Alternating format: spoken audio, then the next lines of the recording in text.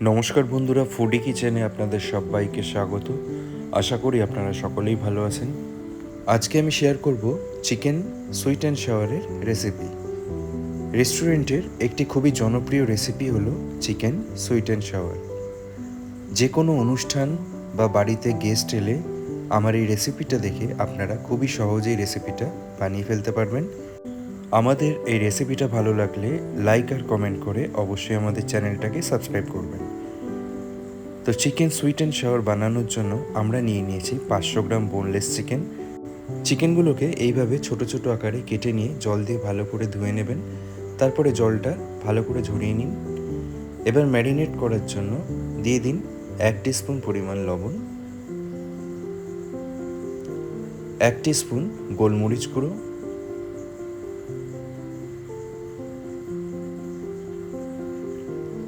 1 teaspoon পরিমাণ আদা কুচি, সাথে 1 টিস্পুন পরিমাণ রসুন কুচি। দিয়ে দিন ডার্ক সয়া সস 2 টিস্পুন পরিমাণ।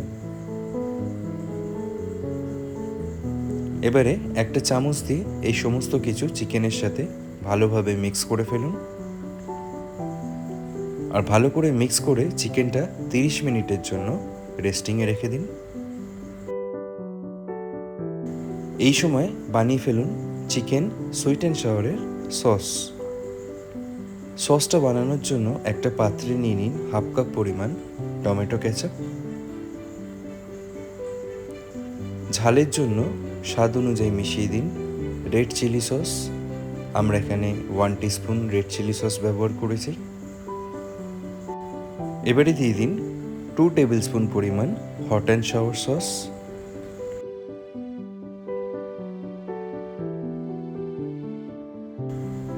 এবারে দিয়ে দিন dark soya sauce 1 table spoon পরিমাণ। সবশেষে দিয়ে দিন হোয়াইট ভিনেগার 1 চা চামচ।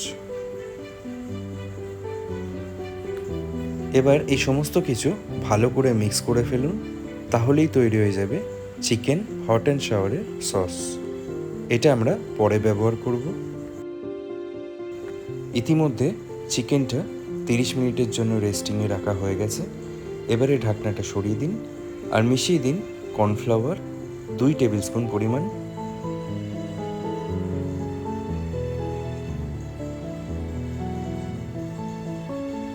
দিয়ে দিন অল পারপাস ফ্লোর বা ময়দা 1 টেবিল স্পুন পরিমাণ,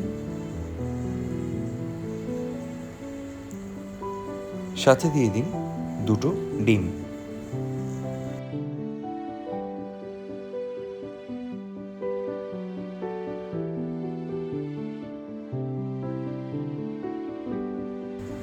এবারে ম্যারিনেট করা চিকেনের সাথে এই সমস্ত কিছু ভালো করে মিশিয়ে ফেলুন।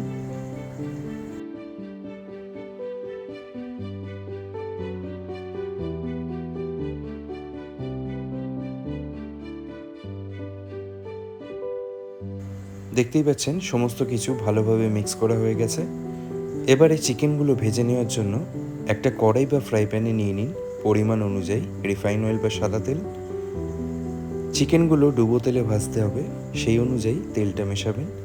প্রথমে হাই ফ্লেমে তেলটা ভালো করে গরম করে নিন। গরম হয়ে গেলে ফ্লেমটা মিডিয়ামে করে চিকেনগুলো ছেড়ে দিন।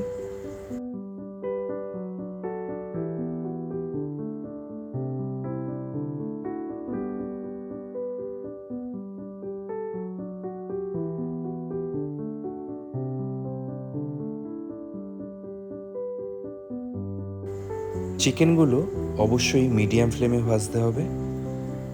যদি হাই ফ্লেমে চিকেনগুলো ভাজেন তাহলে বাইরেটা হয়তো ভাজা হয়ে যাবে কিন্তু ভিতরটা কাঁচা থেকে যাবে। এইভাবে উল্টে পাল্টে চিকেনটা একটু লাল লাল করে ভেজে ফেলতে হবে।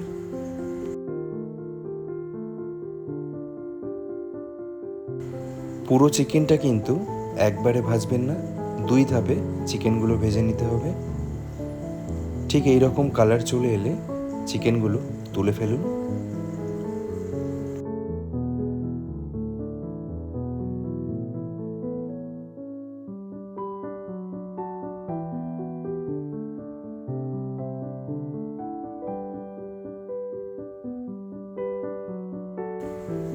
এরপরে সেম প্রসেসে বাকি চিকেনগুলো ভেজে নিন।